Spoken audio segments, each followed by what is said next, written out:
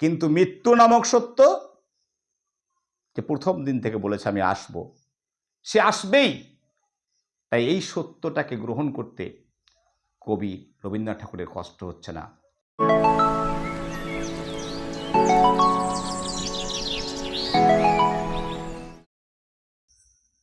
প্রিয় স্টুডেন্ট, আজ তোমাদের সামনে দ্বিতীয়বার এসে হাজির হলাম।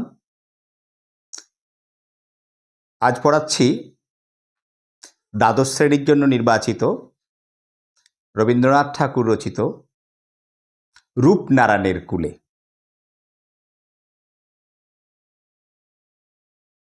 প্রথমেই গুরুদেব রবীন্দ্রনাথ ঠাকুর সম্পর্কে একটু বলি, যদিও আমরা প্রত্যেকে কম বেশি জানি। শ্রী রবীন্দ্রনাথ ঠাকুর জন্মগ্রহণ করেন বিখ্যাত ঠাকুর পরিবারে কলকাতার জোড়াসাঁকোতে। বাবা বিখ্যাত ব্যক্তি, দাদু বিখ্যাত ব্যক্তি, বাবা মহর্ষি দেবেন্দ্রনাথ ঠাকুর। জমিদার বাড়িতে তার জন্ম।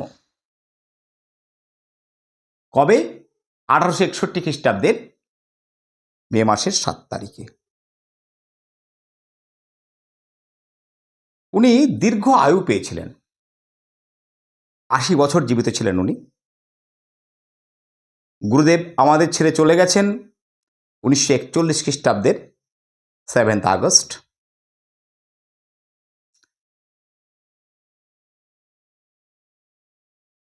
গুরুদেবকে শিক্ষা অর্জনের জন্য কলকাতার দু একটি স্কুলে প্রথমে ভর্তি করা হলেও স্কুলের বন্দি জীবন গুরুদেবের পছন্দ হয়নি।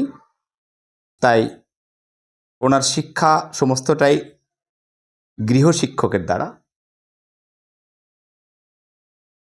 উনি বাবা মায়ের 14তম সন্তান, অর্থাৎ ওনারা 15 জন ভাই বোন ছিলেন। শ্রী রবীন্দ্রনাথ ঠাকুরের আলোচনাতেই এলেই আমি বরাবরই বলে ফেলি আমি যে ওনার দিদি স্বর্ণকুমারী দেবীর কথা, যিনি একজন বিখ্যাত উপন্যাসিক। তাকে জানতে গেলে আমরা আরও উচ্চ ক্লাসে বাংলা নিয়ে পড়াশোনা করলে নিশ্চয়ই জানতে পারি।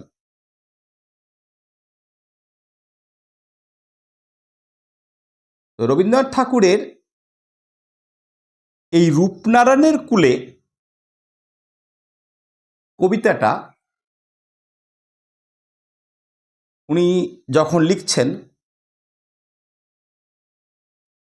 তারিখটা হলো 1941 খ্রিস্টাব্দের 13ই মে, বলা যেতে পারে 13-14 মে। একটু আগে আমি বললাম উনি আমাদের ছেড়ে চলে গেছেন 1941 খ্রিস্টাব্দের 7 আগস্ট। তাহলে মৃত্যুর খুব কাছাকাছি সময়ে লেখা কবিতা।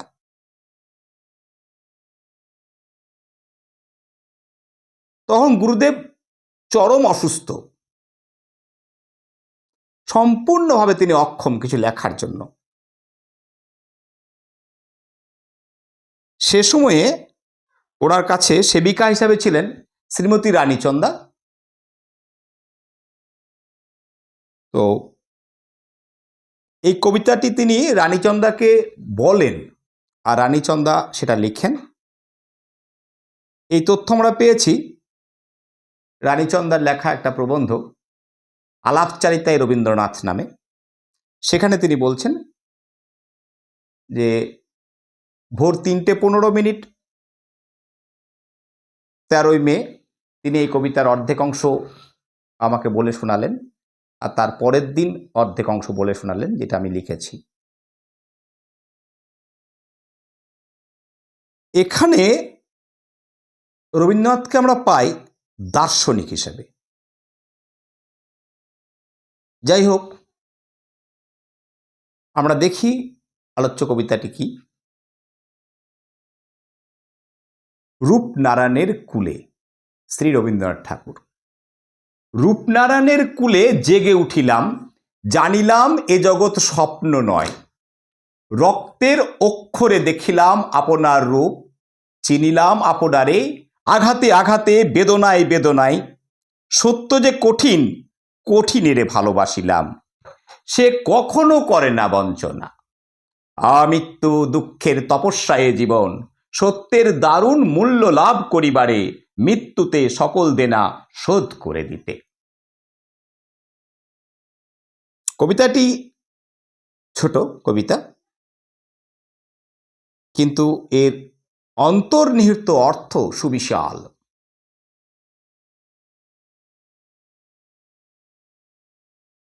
আমি বলেইছি একটু আগে যে এটা আমরা যেন কবি রবীন্দ্রনাথের লেখা পড়ছি না, এটা পড়ছি দার্শনিক রবীন্দ্রনাথের লেখা।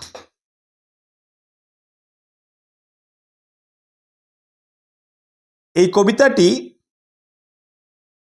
গুরুদেবের মৃত্যুর পর শেষ লেখা কাব্যগ্রন্থে প্রকাশ পেয়েছিল। আর শেষ লেখা কাব্যগ্রন্থের কবিতাগুলির কোনো নাম নেই। কবিতা নম্বর 1, কবিতা নম্বর 2 করে লেখা আছে। এটা কবিতা নম্বর 11। যেমন আমরা জানি গীতাঞ্জলির কথা, যেখানে গীতাঞ্জলি নম্বর 1, গীতাঞ্জলি নম্বর 2, যে গীতাঞ্জলির জন্য তিনি নোবেল প্রাইজ পেয়েছেন, সেই কবিতাগুলোর কোনো নাম নেই। ঠিক তেমনই শেষ লেখা কাব্যগ্রন্থের যে কবিতা, সেই কবিতাগুলোর কোনো নাম নেই, কারণ এই কাব্যগ্রন্থের প্রকাশ পেয়েছে গুরুদেবের দেহত্যাগের পরে। তো রূপনারায়ণের কুলে 11 সংখ্যক কবিতা। প্রসঙ্গত বলি, গুরুদেব মারা যাওয়ার পরে পরেই জয়শ্রী বলে একটা পত্রিকাতে এই কবিতাটি বেরিয়েছিল। তখন সেই পত্রিকার সম্পাদক এই কবিতার নাম দিয়েছিলেন কঠিনেরে ভালোবাসিলাম। যাই হোক, পশ্চিমবঙ্গ উচ্চ মাধ্যমিক শিক্ষা সংসদ দ্বাদশ শ্রেণীর পাঠ্য বইয়ে এই কবিতাটিকে প্রথম লাইনটাকে গুরুত্ব দিয়ে নাম দিয়েছে রূপনারায়ণের কুলে। হয়তো যেদিন উচ্চ মাধ্যমিকের সিলেবাস থেকে এই কবিতাটিকে বাদ দিয়ে দেওয়া হবে, তখন আমরা রূপনারায়ণের কুলে বলে কবিতা পাবো না। তখন এই কবিতা পড়তে গেলে আমাদেরকে অবশ্যই শেষ লেখা কাব্যগ্রন্থের 11 নম্বর কবিতাটি পড়তে হবে, যেটা পড়লে আমরা এই কবিতাটি পাব।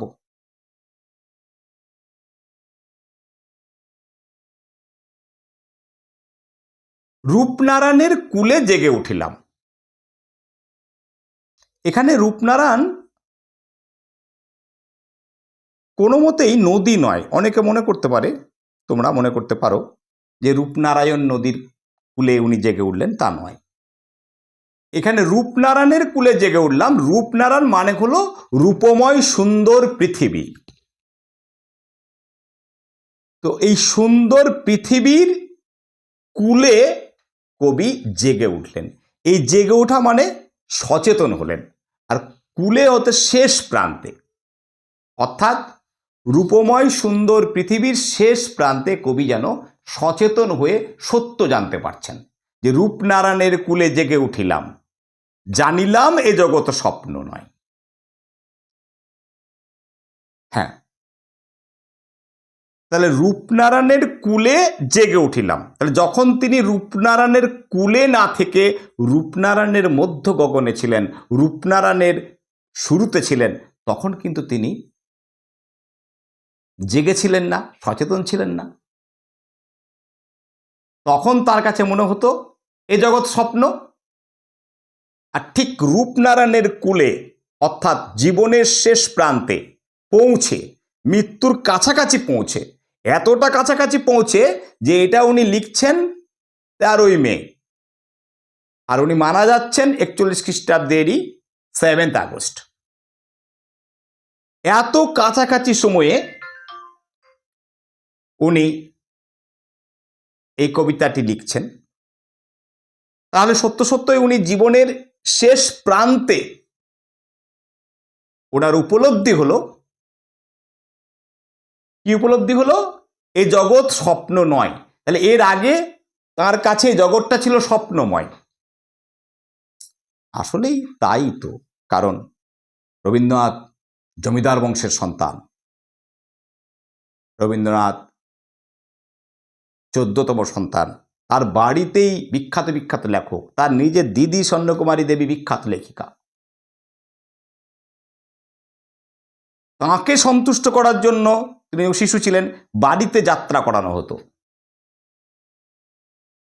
তো রবি ঠাকুরের কাছে এই পৃথিবীটা ছিল, ভাবতে পারি আমরা, সোনার থালার মতো। সোনার থালার মধ্যেখানে রবীন্দ্রনাথ ঠাকুরের বাস। পৃথিবীর সমস্ত জায়গাতে যেখানে তিনি গিয়েছেন, প্রথম 1 নম্বর আসনটি ছিল তাঁর জন্য। সাহিত্যের এমন কোনো দিক নেই যেদিকে তিনি 1 নম্বর ব্যক্তিত্ব নন।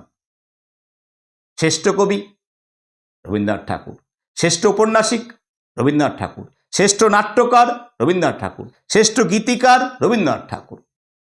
যেখানে গিয়েছেন তিনি শ্রেষ্ঠ সম্মানের অধিকারী।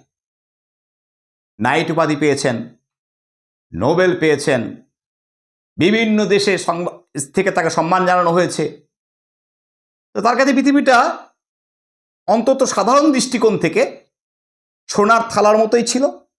এবার সোনার থালার মধ্যেখানে যখন তিনি ছিলেন, তখন তিনি ভাবতেন এই জগৎটা স্বপ্নময়। যা ভাবতেন, আমি আরও একটা সুন্দর উপন্যাস লিখব, লিখে ফেলতেন। সুন্দর কবিতা লিখব, লিখে ফেলতেন। ফ্রান্সে গিয়ে একটু ওখানকার পরিবেশ নিয়ে লিখব, লিখে ফেলতেন। গান লিখব, লিখে ফেলতেন। যা ভাবতেন তার স্বপ্নপূর্ণ হয়ে যেত। কিন্তু এখন এই সোনার থালার মধ্য জায়গাতে তিনি আর নেই। তাকে ঠেলতে ঠেলতে 1941 খ্রিস্টাব্দের 13ই মে চলে এসছেন তিনি একেবারে কিনারায়। 7ই আগস্ট এই সোনার থালা থেকে তিনি পড়ে যাবেন। এই জায়গাতে এসে তার উপলব্ধি হলো যে না, আমার ধারণা ছিল সেটা ভুল। এ জগৎ স্বপ্ন নয়। তাহলে এই জগৎ কি?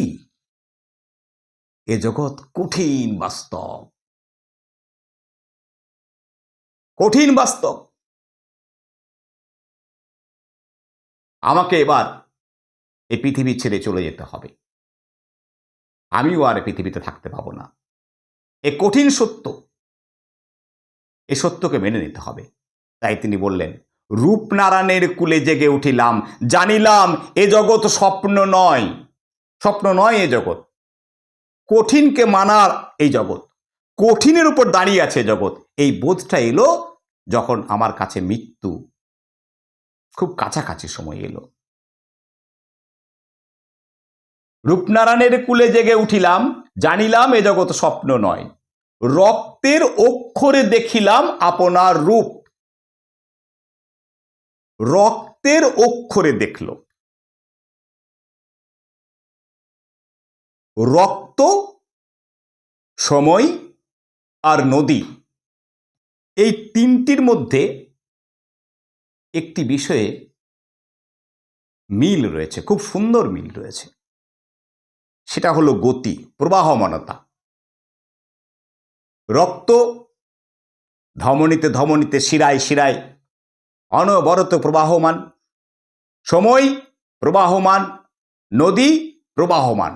তাই রক্তের অক্ষরে দেখিলাম এর অর্থ হলো সময়ের গতিতে দেখিলাম।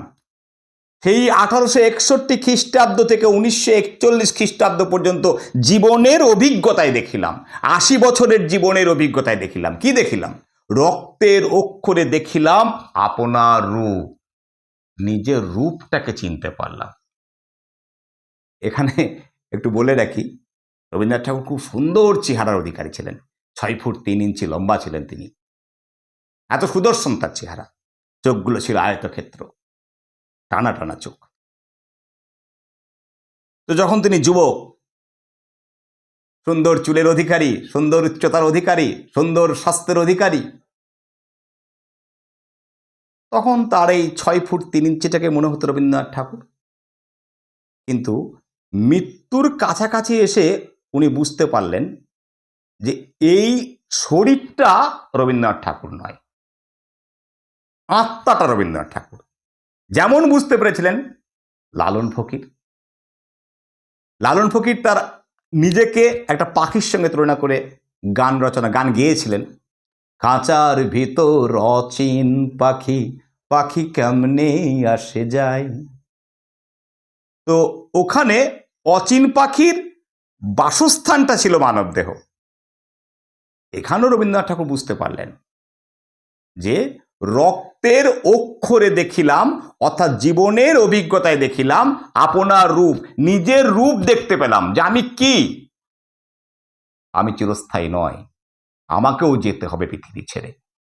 চিনিলাম আপনারে, আঘাতে আঘাতে, বেদনায় বেদনায়, সত্য যে কঠিন, কঠিনেরে ভালোবাসিলাম।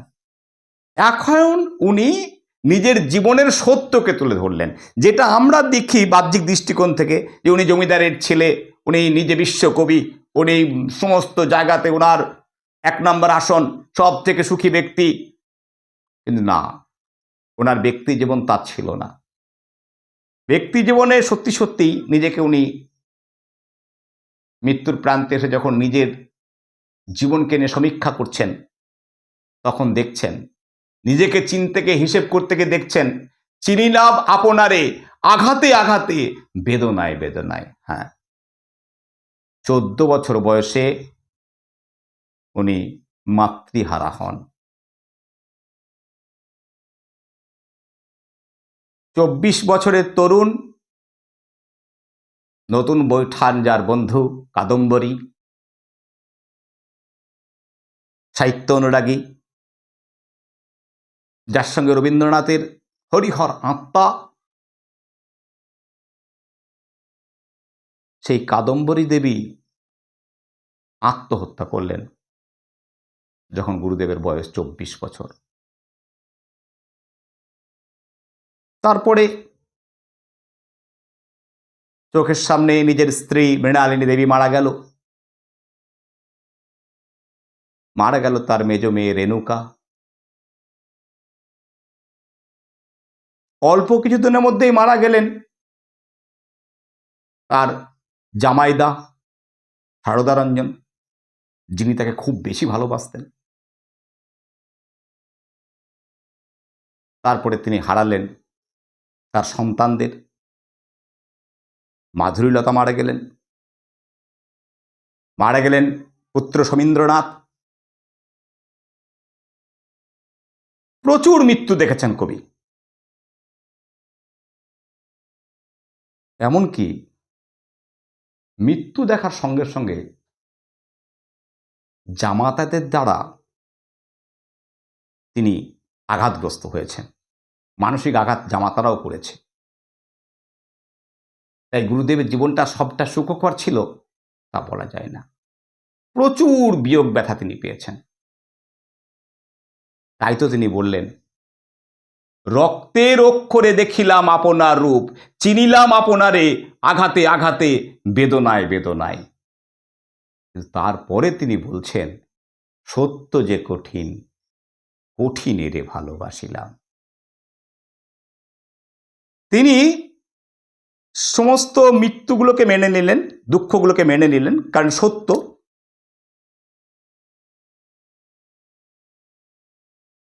তার সমীন্দ্রনাথ যখন মারা গেলেন, তখন তিনি শ্মশানে পর্যন্ত যাননি। বাড়িতে বসে তিনি সেই গান লিখছেন, আজ সবাই গেছে বনে।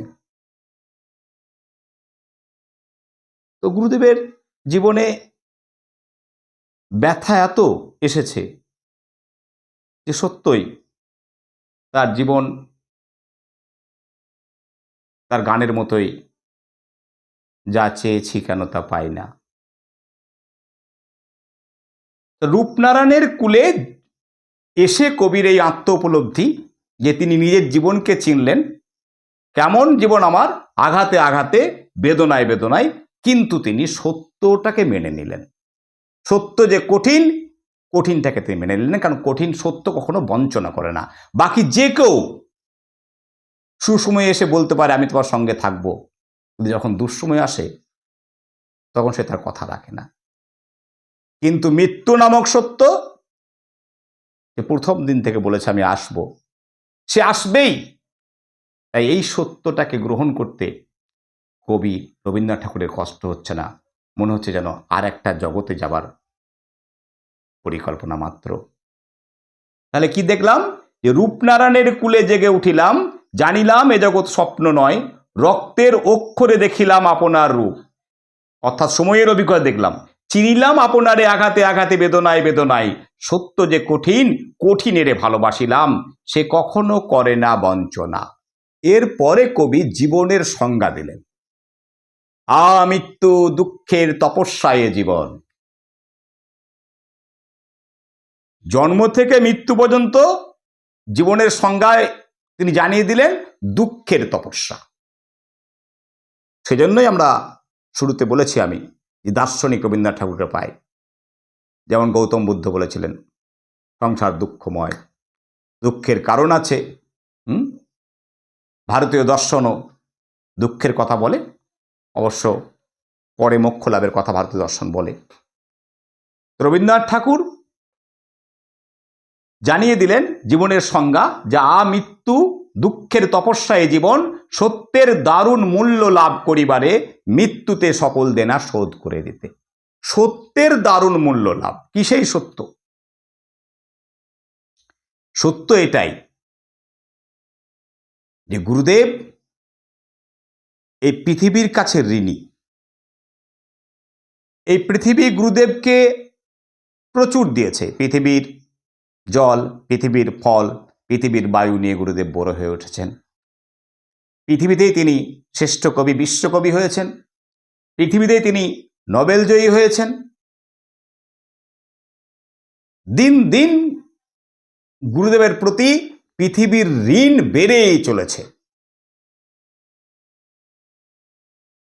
এখানে ওয়ার্ডসওয়ার্থের লেখা সেই লুসি পোয়েমের কথা মনে পড়ে গেল, যে ওয়ার্ডসওয়ার্থ লুসিকে দেখাচ্ছেন যে পৃথিবীটা খুব দূষিত হয়ে গেছে, তাই লুসি মারা গিয়ে পৃথিবীতে মিশে গিয়ে পৃথিবীটাকে আবার পবিত্র করে তুলছে। এখানে গুরুদেব বলছেন সত্যের দারুণ মূল্য লাভ করিবারে, অর্থাৎ পৃথিবী আমাকে অনেক দিয়েছে, তো সেই পৃথিবীর বায়ু, পৃথিবীর জল, পৃথিবীর সম্মান, পৃথিবীতে বিশ্বকবি হওয়া, নোবেল জয়ী হওয়া, সব কিছুর বিনিময়ে এবার যেন পৃথিবীকে আমাকে ঋণ শোধ করার সময় চলে এসেছে, যে আমি এবার পৃথিবীকে আমাকে ঋণ শোধ করতে হবে, ফিরিয়ে দিতে হবে। সে ফিরিয়ে দেওয়া কি করে? মৃত্যুতে সকল দেনা শোধ করে দিতে। কারণ ভারতীয় দর্শন মনে করে ক্ষিতি, অপ, তেজ, মরুত, বোম, এই পঞ্চভূতের সমাহার হচ্ছে জীব, মানব জীবন পঞ্চভূতের। তাহলে ক্ষিতি মাটি, জল, আগুন, বায়ু আর আকাশ, এই যে পঞ্চভূত, এই পঞ্চভূত থেকে মানবদেহ তৈরি। আর তাই আমি রবীন্দ্রনাথ ঠাকুর পৃথিবীর কাছে অনেক ঋণী। পৃথিবী আমাকে অনেক দিয়েছে। এখন মৃত্যুর দ্বার প্রান্তে এসে আমি বুঝে গেছি যে আমাকে ঋণ পরিশোধ করতে হবে। আর ঋণ পরিশোধ করার একটাই উপায়, মৃত্যু। মৃত্যুর মাধ্যমে আমি আবার ক্ষিতি, অপ, তেজ, মরুত, বোম সবের মধ্যে বিলীন হয়ে গিয়ে আমি পৃথিবীর ঋণ মুক্ত করতে পারব। এটাই ছিল গুরুদেবের জীবন সম্পর্কে ধারণা। তাহলে এখানে জানতে পারলাম যে গুরুদেব বলছেন যে আমি মৃত্যুর প্রান্তে এসে জীবনের আসল সত্য জানতে পারলাম আমি কে। জীবনের অভিজ্ঞতায় দেখলাম, আঘাতে আঘাতে দেখলাম যে জীবন মানে শুধুমাত্র দুঃখ তপস্যা করা। তা সত্ত্বেও এটাই সত্য। আর এই সত্যতেই আমি বিশ্বকবি, এই সত্যতেই আমি নোবেল জয়ী, এই সত্যতেই আমি পৃথিবীর মধ্যে শ্রেষ্ঠ আসন নিয়ে বসে আছি সাহিত্যিক জগতে। সবই আমাকে পৃথিবী দিয়েছে, কিন্তু আমাকে এবার পৃথিবী বলছে অনেক ঋণ হয়ে গেছে, তোমার পরিশোধ করো। আর পৃথিবীর ঋণ পরিশোধ করার একটি মাত্র উপায়, পৃথিবীতে বিলীন হয়ে যাওয়া, ক্ষিতি, অপ, তেজ, মরুত, বোমে বিলীন হয়ে যাওয়া। তাই তিনি বললেন আমৃত্যু দুঃখের তপস্যায় জীবন, সত্যের দারুণ মূল্য লাভ করিবারে, মৃত্যুতে সকল দেনা শোধ করে দিতে। ভালো থাকো তোমরা। সমস্ত সাজেশন নিয়ে আমি আসছি খুব শীঘ্রই।